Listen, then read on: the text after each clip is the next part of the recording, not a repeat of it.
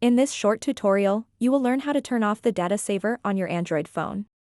Data saver is a handy feature that helps you conserve your mobile data usage by limiting background data and restricting certain apps from using data in the background.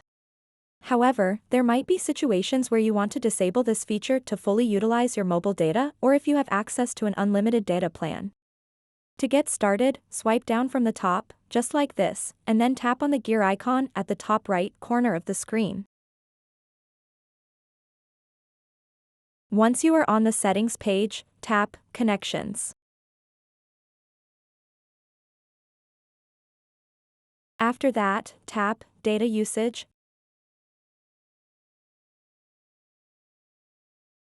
and then tap Data Saver.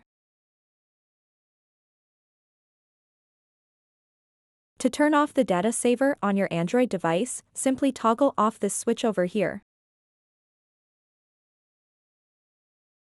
So that wraps up this tutorial. If you have any questions about this whole process, please let me know in the comments section below. And if this video helped you out, please give it a big thumbs up and subscribe to this channel for more tutorial videos like this one. Thank you so much for watching and have a good day.